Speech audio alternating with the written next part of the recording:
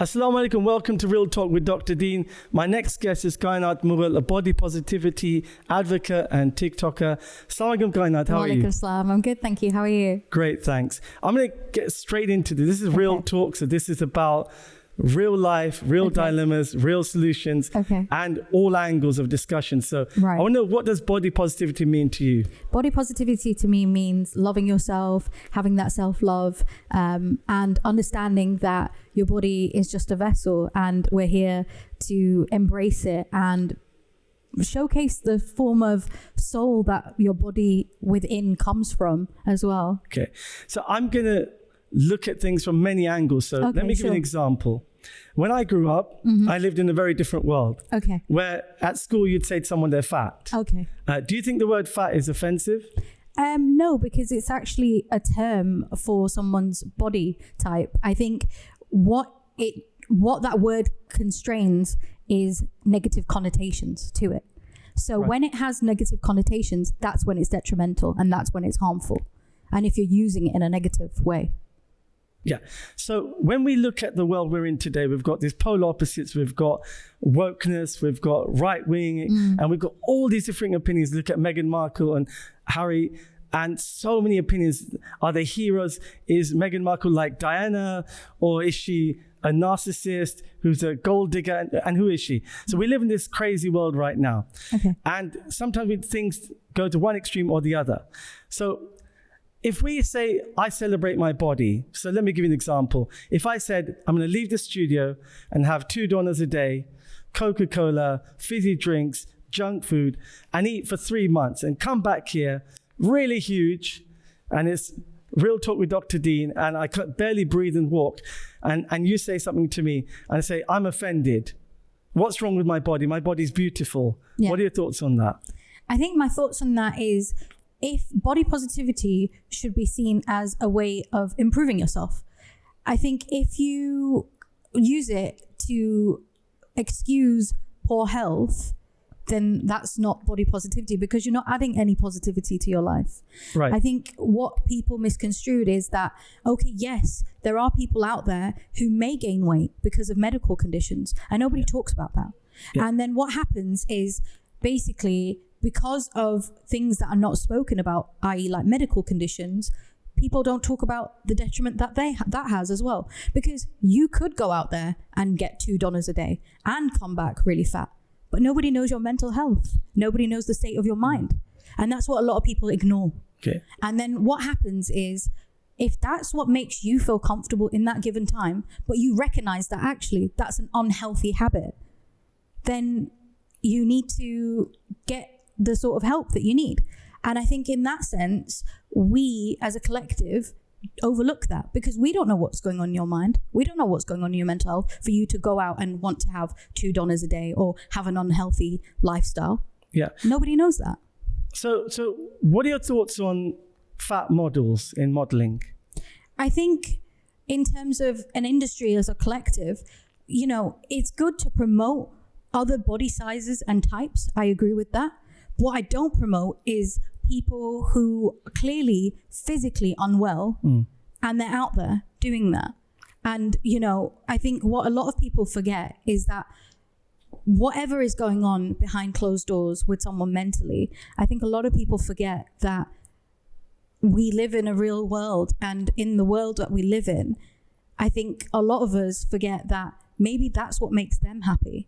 You know, why is it that there always needs to be a form of, you know, justification for that? Should we live in a world where we need to make ourselves happy at any cost? So, for example, if I want to eat anything because it makes me happy, but it's damaging my body, every disease is on the rise, every chronic disease. And these are lifestyle diseases. It's due to us abusing our bodies with ultra-processed foods, junk foods, sugar rush, and really harmful chemicals like fake artificial sugars.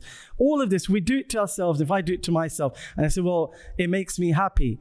Is life about how we feel, or should we be more realistic about things and what we really should do the right thing? So, for example, whenever it comes to challenges in life, I could give up like you said, about mental health challenges. People have a lot of challenges with mental health nowadays. I can give up, or I can take someone's advice or guidance or support. What kind of support do you think people need when it comes to body image or body positivity? What kind of help would you offer, or how can we help people? It's dependent on how you see yourself. That's the key factor. How you see yourself, your main perspective. There's going to be people out there that will love you regardless of your size, but they'll love you for the person that you are. And I think a lot of us forget that, you know, okay, we might be going through certain avenues in our life where we're not our healthiest and we're going through a downfall, but it's finding the right support unit to help you get through that. Right. If we allow people to, so I went to a friend's house just a couple of weeks ago, and his table was full of food, and this is regular meal. So he had spent hours roasting some big ribs, and he had roast this and corn and drinks. And I know I love this guy. I know he's going to get diabetes. He's going to get very sick. Now I could say, oh, bro, it makes you happy. It's how you feel. And I'm going to see him get very, very sick. Should I be positive with this person and say, eat as much as you like, bro, I love you, it's how you feel? Or should I help my friend? It depends. If you're seeing this on a regular basis and it becomes a habit for him, then sure, as a friend, if you're a real friend, you're going to be like, okay, you know what, I kind of see that this has become a habit. I don't mind it. Do it as a one-off. Do it as in your own pleasure. Do it on a weekend. But if it becomes a habit, that's what is detrimental. Right. Because if we look at body positivity, it's not just on the flip side of getting bigger. It's also people who have certain mental health conditions, physical health conditions like body dysmorphia. Body dysmorphia is the biggest thing that we don't talk about in our communities. And I think a lot of us have a form of body dysmorphia, whether it's something very minute or something large. And I think a lot of us don't realize it because at the time, you know, when I grew up, I didn't even know what body dysmorphia was. And, you know, I had it because I've been on both ends of the spectrum. I've been a size 6 and I've been a size 16. So for me, I understand the connotation of actually not eating too little and eating too much. And now I've come into a point in my life where I'm at a happy medium.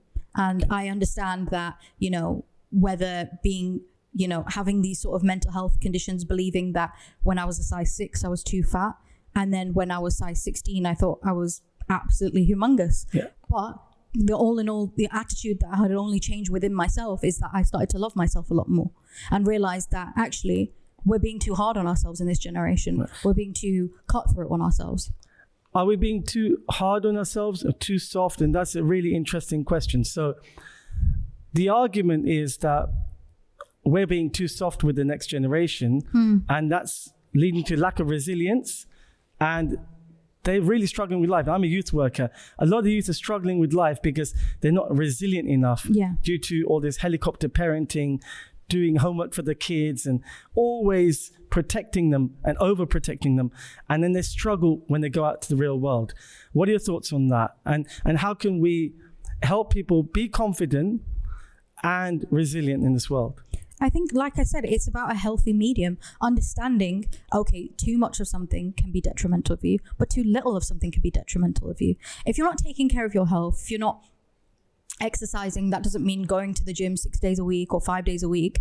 If you understand, okay, you know what, I need a form of exercise, whether that's going for a walk with your friend in the park, whether that means just, you know, getting a treadmill in your house, you know, everyone has a form and a way of where they feel comfortable in, you know, sort of in terms of body positivity. I think, you know, when you're talking about resiliency, I think what has happened is a lot of us forget that everything's a journey in life, and, you know, not everything's going to be a 100-meter sprint. Some things are going to be a marathon, and some things are going to take longer. And it's not just going to be your physical health that's going to impact, it's going to be your mental health. And in, like you said, in a generation that we live in, mental health, nobody talks about it, especially in our communities, you know, South Asian communities as well. And what's the impact, moving on to like social media and mental health, and how, for example, the Kardashians or any of the celebrities that are always sort of photoshopped, What impact does it have on young women? Oh yeah, I think that is quite detrimental, not just on young women, but on men as well. I think a lot of us forget the flip side of body positivity for men. I think a lot of us don't really talk about it for the South Asian community from men as well. I think a lot of us just focus on women. I mean, if you look at the Kardashians, it's always the sisters that are there. Where's Rob? He's never there. Why? Because he's a bigger boy. And I think a lot of us, because they don't want him in the limelight, because of his body type, it's detrimental to men who are actually that size. Because for them, they feel like, actually, how can I relate to these people who don't even look like me? But the only Kardashian that I probably can relate to is Rob. That's interesting. So Rob, I didn't know about Rob, literally. Exactly, there you go. So Rob is the brother and he's slightly overweight or overweight? Yeah, so obviously he's been through things in his life. I don't know if he has any medical conditions. I've not researched the guy. But, you know, if you look compared to his sisters where, you know, there's loads of Photoshop, there's Beverly Hills doctors doing Botox, liposuction every given moment, BBLs, whatever you want to call, tummy tucks, whatever you want to call it. He didn't choose to take that option. Even though he has all the tools readily available, he chose to embrace himself. If this Rob guy, he starts to work out, build a great body, and I mean physically get strong, resilient, what do you think that would do? Would he come out and would he be more on these Kardashian shows and all of that? Oh yeah, of course. I think you know what? It would be a sort of like a Hercules moment for him. I think for him thinking, okay, you know what? I can never be as good as my sisters. Maybe that's what he feels like because he's not on the TV shows. He may feel a smidge insecure. But I think for him, if he was to do that, I think it would really help other people who were maybe feeling like himself in the same lifeboat. Because body positivity isn't just about looking a certain way. It's about how you feel in your body, how you come across in your body. You know, because like I said to you, I've been both ends of the spectrum. But one thing that hasn't changed is my personality, my confidence. I'm happy in the way I am because I know the person that I am. Thank you so much, Kainaat. We're going to take a break now. Join us back on Real Talk with Dr. Deen.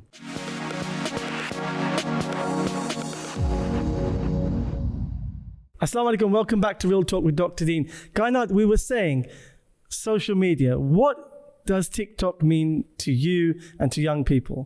I think TikTok is just such an immersive platform. I think a lot of people who want to vocalize opinions or have fun. I mean, I started off TikTok purely doing comedy content initially. And then I realized that actually I'm getting traction. And then I thought, wait a minute, I could actually use this for good. And growing up, like I never had anyone to look up to in terms of a South Asian woman who was curvaceous. And I thought, wait a minute. What if there's other women out there who feel the same, who feel like they don't have a role model to look up to in terms of my sort of body size? And then lightning struck and I thought, actually, let me do it. And then ever since, alhamdulillah, like I can't complain, like doors have opened up for me. I've done work with likes of like Salams, Muz, so, you know, different opportunities have come. I've got other works in the pipeline right now. And alhamdulillah, like I'm really grateful for like all the opportunities I've had. So I think platforms like that can really elevate somebody if used correctly. Right. So, you used the word immersive for TikTok. I found TikTok is extremely addictive. I had to delete it. I just couldn't stop. I literally couldn't stop using TikTok. Yeah. The only way was to delete it. Okay. So how do we find a balance between wasting time on TikTok, frivolous, useless content, right? And something beneficial? I think, well, TikTok works on an algorithm basis. So if you're watching things that are like beneficial, like to you, like for me, the other day, I'm obsessed with like allotment gardening right now. So I watched one video and then all of a sudden I've got all these allotment gardening videos on my For You page. So I think for me, like I said, it's how you use something. I think if you're using it to benefit yourself, educate yourself, then yeah, sure, go for it. But I think also we as humans, we need pointless and mindless chatter to probably be white noise to us as well. And I think a lot of us use that white noise and abuse it a little bit, I guess. Right. So yeah. In terms of that sort of white noise and escapism, because I see a lot of young people they come home from work and they're on their gaming or on TikTok, and we're becoming a society that is getting consumed. Yeah. Our time is taken away. Kids, iPad generation. Yeah, and our energy is taken away, our time's taken away, and we're losing social skills like we're doing right now. 100%. I totally agree with you. I think, I've got like cousins who have got kids, young kids, and I always say to them that, when I was your age, I feel so old saying this now, but like when I was your age, we used to knock at each other's doors, we used to go out and play out. But now, because everything can be done virtually, nobody has the inclination to want to go out and do all those things. But the challenge with TikTok and social media is that, like you said, young girls seeing images, feeling that sort of effect of body dysmorphia, I'm not beautiful, I don't look right. Like one survey saying 9 out of 10 girls don't feel comfortable about their body image. Now that is one issue we've got to address, like how you can feel comfortable, confident and beautiful. And I think, again, it's about the balance. We need to help people feel comfortable with who they are.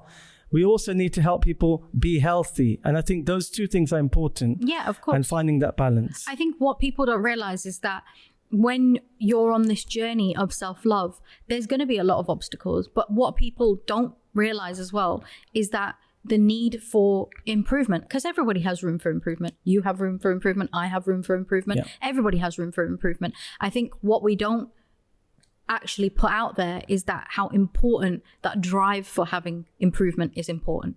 Right. And, we can all sit here and say that, okay, I'm happy the way I am. But of course, there's room for improvement.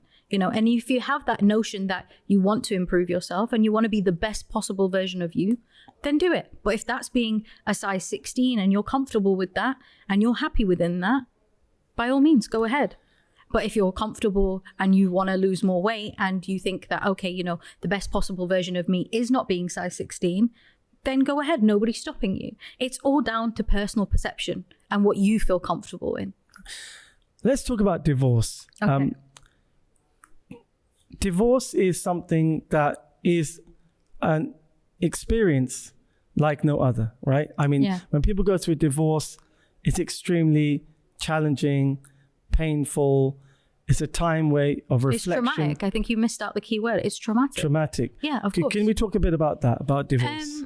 Well, probably you've seen online that, I talked quite openly about my previous podcast on Bobsy Bounce. And I talked about going through quite a horrible and volatile marriage. And I think, my initiation for that podcast to actually go out there and tell my story was to let women know and men know that it's okay to walk away from something if it's no longer serving you. And I think a lot of women out there, and the response that I had from that podcast was absolutely immaculate and amazing. And I couldn't have asked for a better response. There was women messaging me saying, thank you for speaking up about this. This is not spoken about in our communities. Nobody really openly talks about, domestic violence, talking about emotional abuse, physical abuse, financial abuse, sexual abuse. I think a lot of us kind of shy away from that. And I think a lot of us don't really want to talk about it because it's an uncomfortable conversation to be had.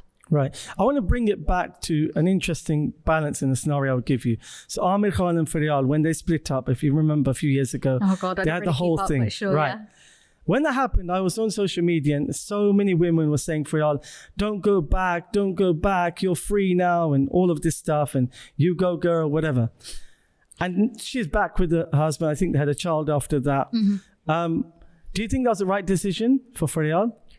Well, I don't really comment on other people's business because a marriage is between two people and it's between the two individuals. And if they could salvage their marriage and it works and they got the correct, appropriate aftercare, i.e. like couples counseling, therapy, and they got the correct sort of motivation and support from their peers and their loved ones around them, then why not? The thing is, a marriage is not just a plain sailing boat. There's going to be waves. There's going to be rocky tides. There's going to be times where you're going to hate you're going to hate your partner's guts. Yeah. There's going to be a time where you physically cannot stand them. Yeah. But what needs to remain in a marriage are three important things that I learned, because a marriage can survive without love.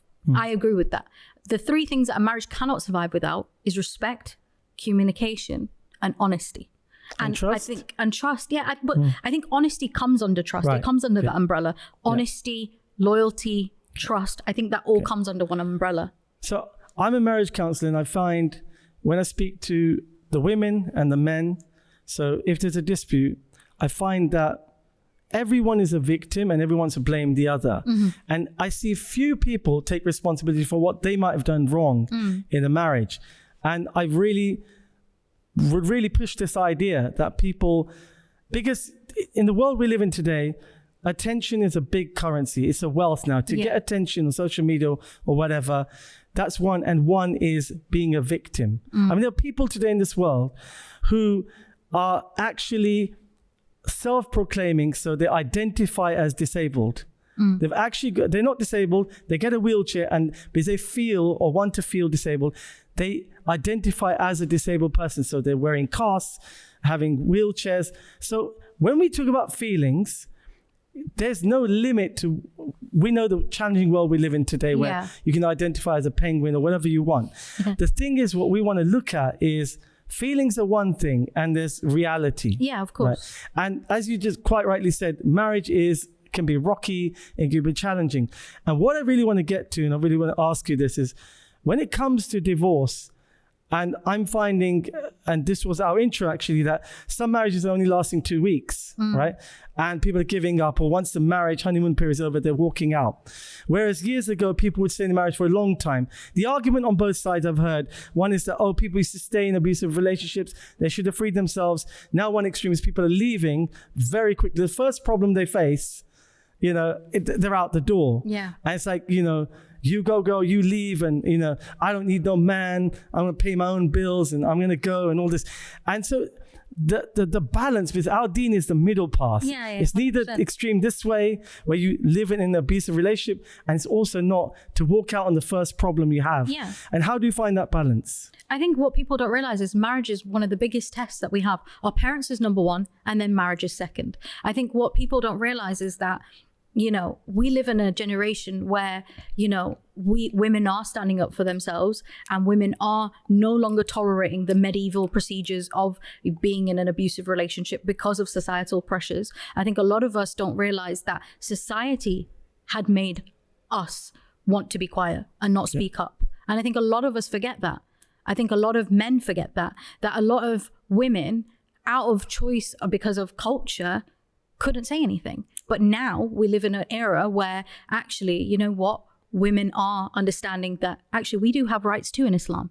Yeah. We can actually go through a khullah. Yeah, absolutely. And nobody can ever condone, support domestic violence. It's haram, it's evil. Yeah. There's no two ways about it.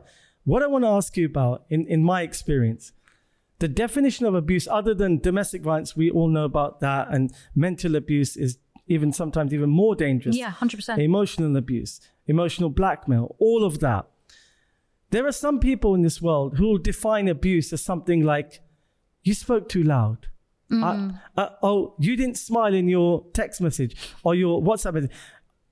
And they're reading between the lines because the emoji was wrong, or there was no emoji, and then you're assuming that means something. Yeah. And then saying that's abuse, I'm out. I'm out of the marriage because you didn't smile today. And men and women, they're different, right? Yeah. Allah made them different. Now, if we make them exactly the same, then we're going to have a world where we cannot have that pair. Yeah, 100%. The men feel work together. I think what you're trying to strive for is that we're living in a generation where a lot of us are forgetting, we're living in turbulent times. I was explaining to someone the other day that what's happening now in our generation is that women are becoming far more masculine and men are becoming more feminine. And, the derivative from this sort of behavior is because we're living in broken homes, broken societies, broken family units. And, a lot of us forget that, because, say, for example, in a nuclear family, you've got your mum, dad, and then you've got brother and sister. And say, for example, the dad walks out, or the dad passes away, or, any other scenario where the male head figure walks away. Yeah. That boy has no longer got an alpha figure to look up to. And then he's only got his mother to look to. And then what happens is, because there's no alpha figure in the house, the mother then has to step up. And then what does the daughter do? Follow in the mother's footsteps. Absolutely. We're going to continue after the break, Kainaat. Thank you so much. See you after the break.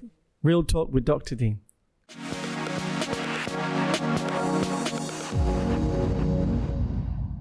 Welcome back to Real Talk. Kainaat, you raised a really important issue about family, the nucleus, the father, the role model, the figure in the house.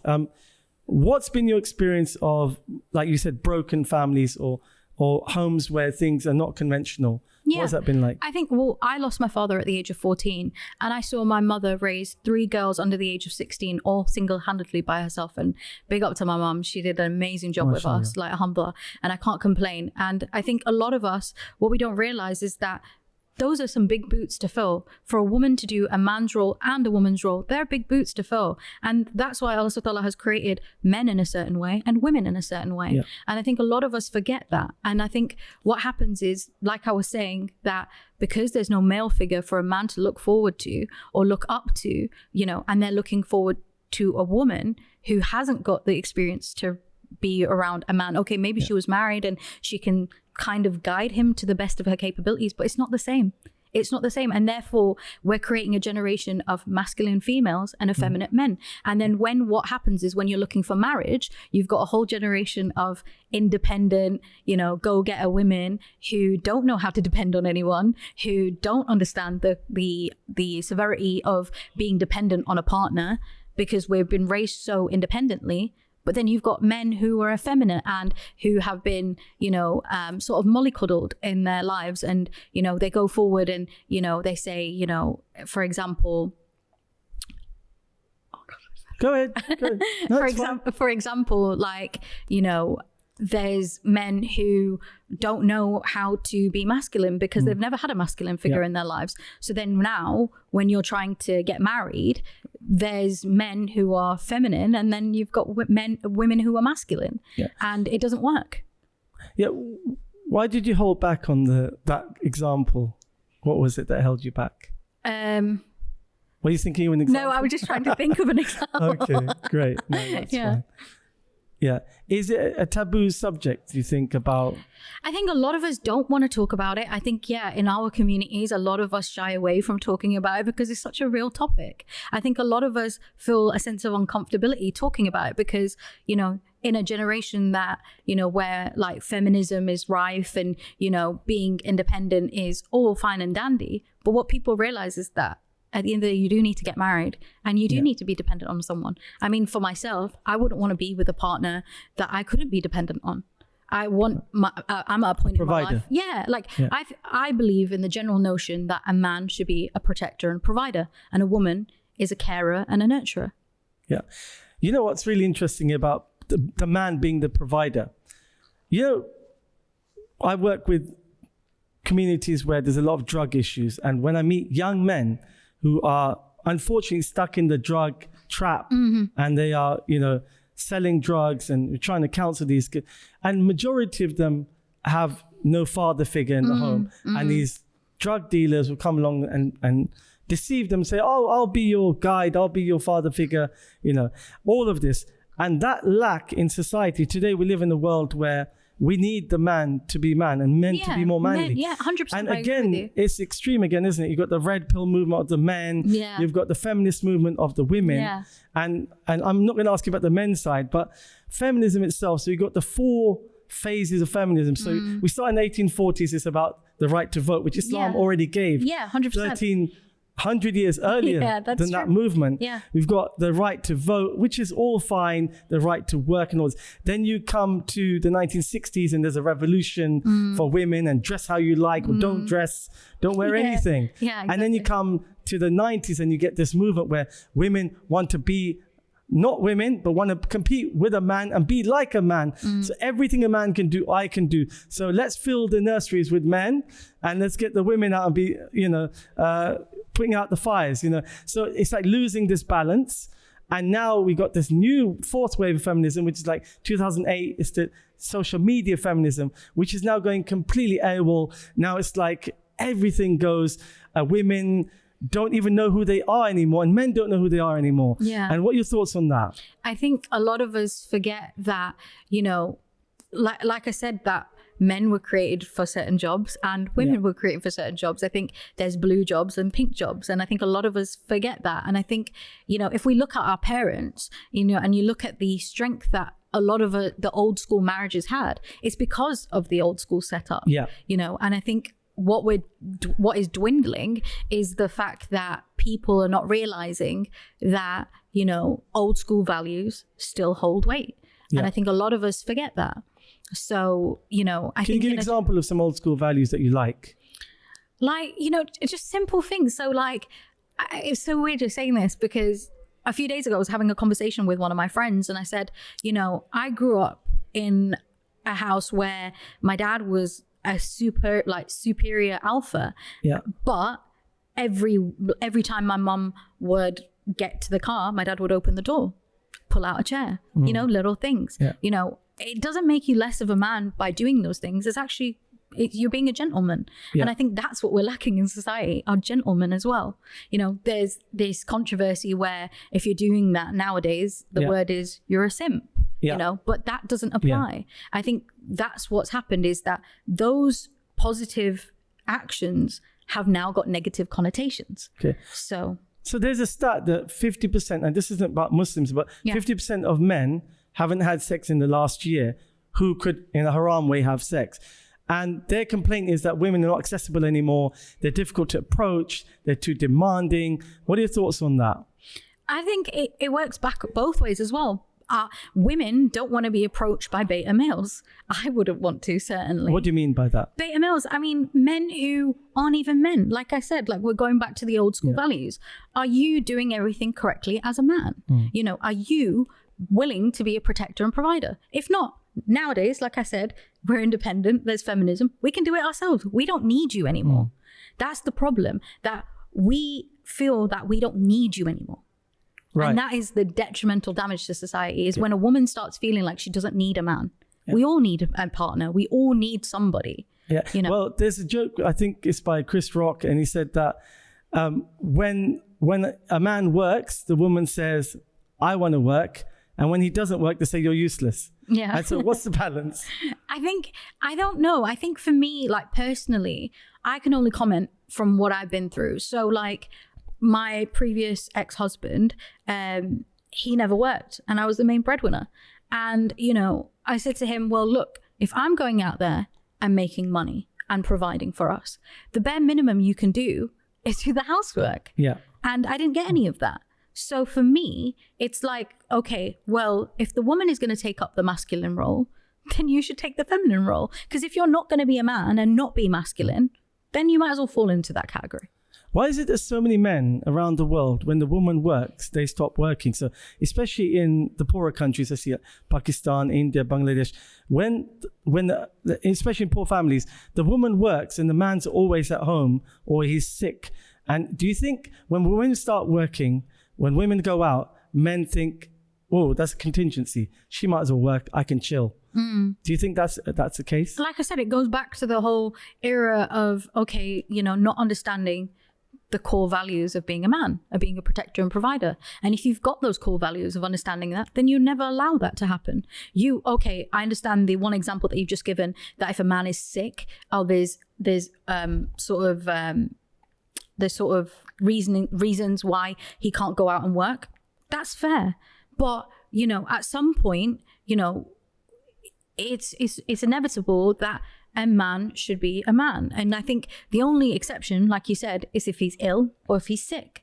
Otherwise, if he's a capable, healthy, young man, then why shouldn't he go out and work? And what should women do for men? So men should provide and protect.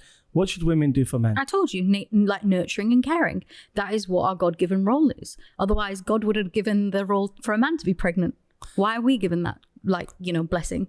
And I think that's a woman's role. I think a woman should be a nurturer and nurturer and provider and protector to her kids. I think that's the only protection that she'd had, because otherwise that's a man's role to protect. Is it attractive for a man to be looking after the home while the wife's out, or what you call a simp? And what does simp even mean to you? I don't see the word simp as a bad thing. I think it just means a man who loves his partner and respects their partner. How do you draw the line between a simp and a doormat? I think a doormat is not understanding their own worth and their value. Right. And I think a simp is respecting your woman, but owning your own worth as well and knowing what you are worth. Okay. Should a man, once you have children, should the man be like a second mum, or should he be out earning, serving the community, delivering, doing great things with his life for his family and the world? Or should he be like a second mum with the nappies and the milk? What are your thoughts on that? This is a thing. It all depends on your expectations of your partner and what you expect. You know, I come from a family where my dad cooked. He gave us showers. My dad was actually the affectionate parent in my mum and dad's marriage. So for me, like, my mum was very much, her love language was towards us, acts of service, you know, very typical Desi mum. You know, I cooked for you, I cleaned for you, you know, I ironed for you. But my dad's love language was completely different. Mashallah. Yeah, Amazing. so alhamdulillah. Yeah. So I didn't grow up in the traditional, conventional sort of household, but it was very apparent who was the alpha in the house. And my dad paid all the bills and still was a protector and provider. So what is an alpha male? An alpha male is a protector and provider, simple as. And it's really interesting what you said about that balance between dad being the alpha male, but also so loving, joking, playing, of course, you have to have that though. Yeah. And I think as a mother as well, you've got to have a sense of backbone to you too. Otherwise, in this day and age, in the world we live in, you're just going to be stomped all over.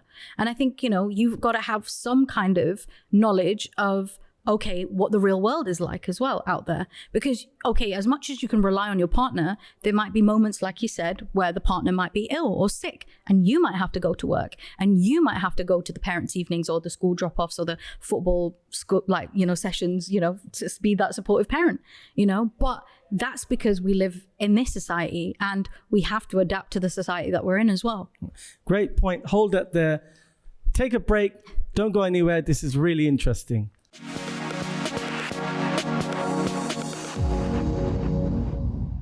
Welcome back to Real Talk. Kainaat, really interesting thing I want to know from you. You know, a lot of people make judgments on people that don't wear hijab. Now, if I just didn't know you and I saw you down the road, I'd say, oh, feminist Muslim girl, right? Okay. And I'd say, oh, she doesn't know about what a man should be, what role he should play, what a woman should do. But what you said to me in terms of the roles of the man and the woman in the home, that's what our Deen says, right? Yeah, exactly. So how do we find a balance between people assuming people don't understand their roles and is that an issue in our community? So like, because you don't outwardly look so religious, maybe you don't know the Islamic role of a man and a woman. I think it's all dependent on your own sort of mindset. I think, you know, regardless, we live in England and we live in a Western country. I know the roles Islamically of what a man should do and a woman should do. And I think that's all credit to my family, my parents. And I think, you know, it comes from a lot of soul searching as well. I didn't wake up one day knowing all these things. Actually, before I was married, I was pretty much on the other end of the spectrum. I want to be independent. I want to earn my own money. I don't need a man. I can go get IVF and go adopt. You know, I don't need one. But then when I looked in Islam and I was like, actually, like, getting married completes half your deen. And, you know, when you go through the rigmarole of actually looking into Islam, I'm actually looking and thinking, wait a minute, there's so much more like rules and like there's so many rights for us. It's like, well, the real feminism is in Islam, to be honest with you. Well, I found a lot of those feminist women, they start to see Islam as a solution to what was missing from their feminist beliefs. So it's like, wait a minute, this is actually, we get inheritance from the husband and the dad. Yeah, exactly. We don't have to work. Yeah. We get all of this from Islam. Yeah. That's great. And what is it that can help people understand that Islam is the way rather than trying to be like a man? I think like I said, it goes back to the sort of family unit. Like, you know, I think a lot of these women who despise the sort of, you know, nuclear notion of a family is because they've been through things in life and they've seen things that we maybe never be able to comprehend, and therefore they have a negative connotation towards it because they're thinking, well, I did everything in the right way Islamically. I got a husband, but he walked out. So what am I left with now? But it's that hopelessness that women have that deter them away from having Islamic values, because they think, you know what, actually, I did everything in the right way. Why has it not worked out for me? So how can we fix this problem? So when people are looking to get married, this is what I hear in my ears. There's not enough good girls out there. They're all liberal. They're all feminist Muslim women. And the sisters are like, the guys are not manly enough.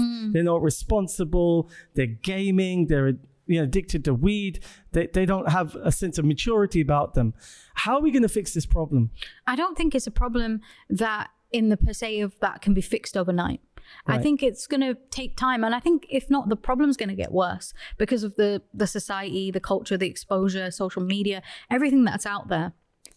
I think what we need to do as a collective is actually speak within ourselves amongst families, talk to each other, talk to your parents, say, okay, this is what I like, this is what I don't like, this is what I expect, and this is what I don't expect. And I think managing expectations is the key here, because you're not going to find someone exactly perfect. You're not going to find someone who's exactly going to be completely on Deen. And I think what's going to happen is, we as a collective need to see that, okay, we're pinpointing on small semantics.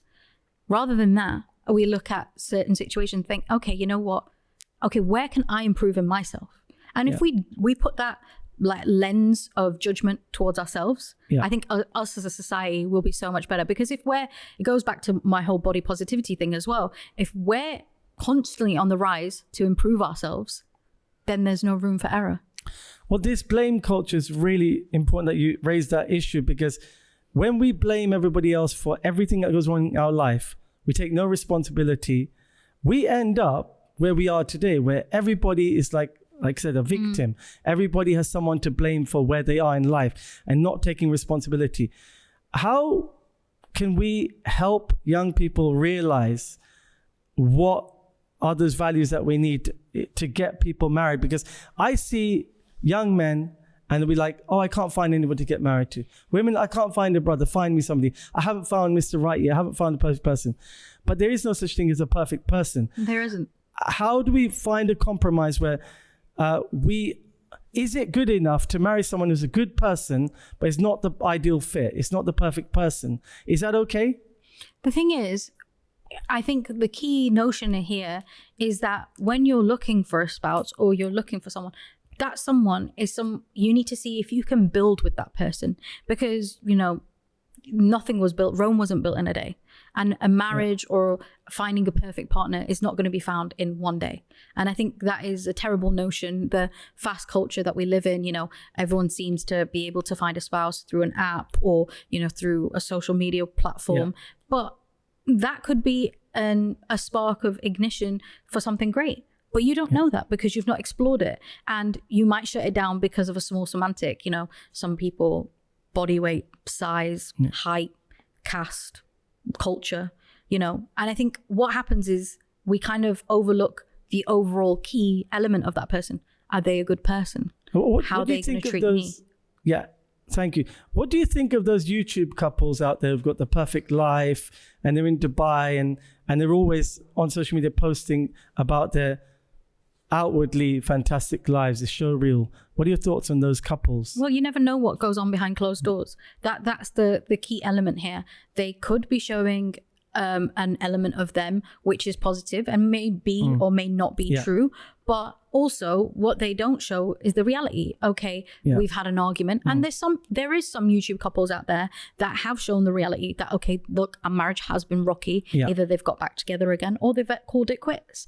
But being so publicly out there, I think it either educates other people or it shows other people, okay, we can learn from their mistakes, and I think it's a good thing and a bad thing. A bad thing in the sense of, okay, do you really want that many people looking into your personal life like that? I personally, if I was to get remarried, I wouldn't post anything online in terms of that, my marriage. Why wouldn't you post? I just believe in nazar. Like, I believe in nazar in that sense, because I feel like that's my partner, and that's a part of my life that I would like to keep private. Because I can be out there talking about body positivity, my own personal life, my personal experiences, but maybe my partner's not comfortable with that. And, you know, if he was, brilliant. But if he wasn't, I wouldn't push him. And to be honest with you, personally, I wouldn't want that for myself. Do you believe in black magic, people doing black magic on others? Here we go, this conversation. The thing is, I believe if you've got strong enough iman, black magic doesn't exist. You know, because if you read Ayatul Kursi on yourself, you read Protection the Kalima. du'as. Yeah. And, you know, if you have that much immense iman in Allah, then nothing can harm you in this life. What's really interesting is when I see a couple that's fighting or have a conflict or separated, a lot of them blame black magic before they can see their own faults and what they're doing wrong. So the guy's not responsible in the marriage, or the sister is being really difficult. They'll ignore all of that and just go straight to the black magic. Yes, you need to check if there is black magic. You can do ruqya and things. But first look at the people involved in marriage. Are you black? Is your heart black? Or is it black magic? And that's, I think, a really good point you raised there. Protection du'as, and look at first the core reasons for maybe these issues in the marriage before you blame black magic. But this is the thing, like, say for example, and black magic is real. We believe in it. Like, it's a fact. say for example, if I've broken my arm, I'm not going to come up to you and be like, hey, can you fix my arm? You're going to be like, go to a medical professional who knows how to, you know, rejoin ligaments. It's the same with our brains. If there's something that's not working out mentally, you know, that's why counseling and therapy is there. And a lot of us in our community don't talk about these things. If your marriage is strenuous, go to couples therapy, go to couples counseling. That's why those services are there. Those are professionals who work in those departments. I think one of the stigmas for our community about going to professionals like that is they won't give Islamic advice. So let's say, like we discussed, let's say a woman's happy, not working, happy to look after her husband and the kids, clean house. She wants to do that. And that's her Islamic right to do it and her duty. And she wants to, and she doesn't want to work. They're worried that if they go for counseling, they're going to be judged and say, well, why are you doing that? You know, there's actually a Netflix film at the moment, Mrs. Chatterjee versus Norway. Oh, I haven't watched that yet. Yeah, and in that, that's exactly what happens. She's looking after the home. There are other nuances to it, but the fact that she was looking after the home and the husband wasn't helping out was abuse of the child, and they want to take the child away and all of that. But this is really interesting. Thank you, Kainaat, so much. You've been absolutely amazing guest. Thank you. And any closing advice? Just tell me 3 things you want to tell people, a life advice that you've learned. Life is too short, so live it to your fullest. And the second advice I would give is love yourself and be kind to one another, because we don't know what's written for us in akhirah. And, you know, I think for us as collectively, we should just be nicer to each other. You know, I go online and, you know, I see not just for myself, other, you know, people who have a social media platform, that you're vilifying them and violating them. They have to go home and live with that. You know, why should we have to be okay with hate comments? You know, we are human as well. We do feel words, and a lot of us kind of ignore that. So I think what we need to do is be kinder to one another. Thank you so much, Kainaat. That was Real Talk with Dr. Deen and my guest. Join us for the next guest. This series is going to be about real dilemmas, real life, real Muslim lives. Assalamu alaikum wa rahmatullah.